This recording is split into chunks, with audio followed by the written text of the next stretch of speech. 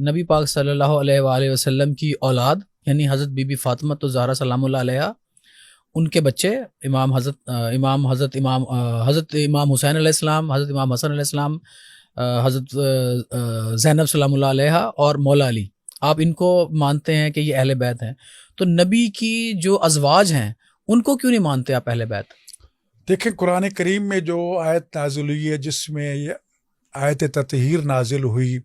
اور حدیث کساء کے نام سے ایک مفصل حدیث ہے جس میں ان اہل بیت کو رسول اللہ نے اس چادر میں، جسے کملی کہتے ہیں، نیچے لے کے اعلان کیا تھا کہ پروردگار یہ ہے میرے اہل بیت۔ حضرت ام سلمہ رضی اللہ تعالیٰ عنہ زوجہ رسول آگے آئیں کہ یا رسول اللہ اجازت ہے کہ میں بھی چادر کے نیچے آ جاؤں، تو آپ نے ارشاد فرمایا انت علی الخیر، تم نیک ہو، پارسا ہو، سب کچھ ہو، لیکن یہ رتبہ تمہارا نہیں ہے کہ اس چادر کے نیچے آیت تطہیر کا ریفرنس کیا ہے؟ یہ سورہ احزاب کی آیت ہے، انما یرید اللہ لیذھب عنکم الرجس اہل البیت ویطہرکم تطہیرا۔ تو یہ جو آیت تطہیر نازل ہوئی حضرت زہرا سلام اللہ کے گھر میں نازل ہوئی، اور اس میں چادر کے نیچے رسول خدا صلی اللہ علیہ وسلم تھے، چادر کے نیچے امام حسن علیہ السلام آئے، چادر کے نیچے امام حسین علیہ السلام آئے، چادر کے نیچے مولا علی علیہ السلام آئے، اور پھر آخر میں جناب زہرا سلام اللہ علیہ آئیں، اور پھر آخر میں اجازت لے کے جبرائیل امین یہ خبر دینے کے لیے یہ آیت لے کر نازل ہوئے، اور پھر اجازت مانگے کیا میں بھی شامل ہو جاؤں، تو رسول اللہ نے اس کو بھی اجازت دے دی۔ اس آیت کا ترجمہ کیجئے گا ڈاکٹر صاحب؟ ترجمہ اس کا یہ ہے کہ سوائے اس کے نہیں کہ ہم نے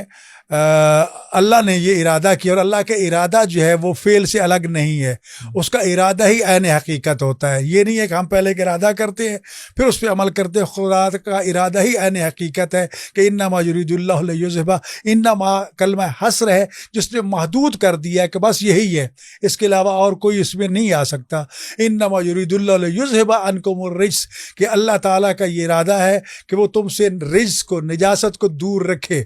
جی، یا دور کر دیا ہے۔ ہاں جی، انما یرید اللہ لیذھب عنکم الرجس اہل البیت، آگے اہل بیت کا تذکرہ کیا، ہاں جی، ویطہرکم تطہیرا، لیذھب عنکم الرجس یہ بھی بتا دیا کہ رجس کو دور، اور پھر ویطہرکم تطہیرا، تمہیں اس طرح پاک کیا جس طرح پاک کرنے کا حق تھا۔ یہ آیت مجیدہ جو ہے اسی حدیث قصہ کے وقت جو ہے یہ نازل ہوئی تھی، قرآن مجید کا حصہ ہے، اور اہل بیت نبوت جو ہیں ذی القربہ بھی جن کو کہا گیا، قل لا اسألکم علیہ اجرا الا المودۃ فی القربہ، سورہ شورى کی یہ آیت ہے کہ جس میں رسول خدا صلی اللہ علیہ وسلم کو خالق نے فرمایا کہ ان کو کہہ دو کہ میں اجر رسالت کے طور پر آپ سے کوئی مطالبہ نہیں کرتا سوائے اس کے کہ میرے قربہ کے ساتھ تم مودت اور محبت کرو۔ اب پوچھا گیا کہ قربہ ہیں کون؟ فرمایا ہم علی و فاطمہ والحسن والحسین، وہ علی ہے، فاطمہ حسن اور حسین ہے۔ اہل سنت کی تفاسیر بھی بھری پڑی ہیں، شیعہ کی تفاسیر ایک اور اعتراض کی طرف چلتے ہیں ڈاکٹر صاحب۔ ایک اعتراض آپ لوگوں پہ یہ ہوتا ہے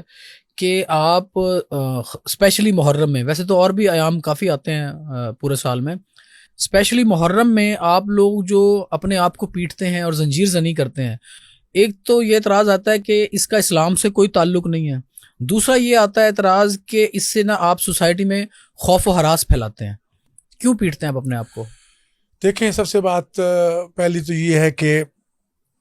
سینہ زنی یا اظہار غم اس کا کوئی خاص طریقہ نہیں ہے، جی، وہ ہر ایک کی محبت اور جذبہ کا اظہار ہے۔ جہاں تک تعلق ہے غم منانا یا اس کا اظہار کرنا،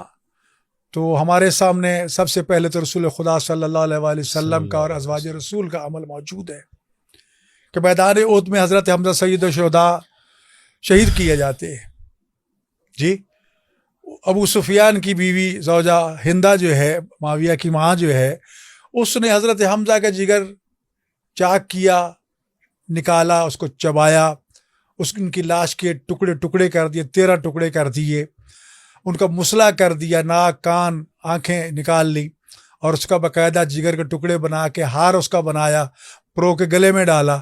جی۔ اور یہ ساری صورتحال جب رسول خدا صلی اللہ علیہ وسلم نے دیکھی تو آپ نے ٹکڑے اکٹھے کر کے اوپر اپنی عبا سے چھپا دیا تھا، اور جب مدینہ کی عورتیں جو ہیں وہ اپنے مقتولوں کے غم میں ماتم اور گریہ کر رہی تھیں تو آپ نے فرمایا میرے چچا حمزہ پہ گریہ کرنے والا کوئی نہیں. تو پھر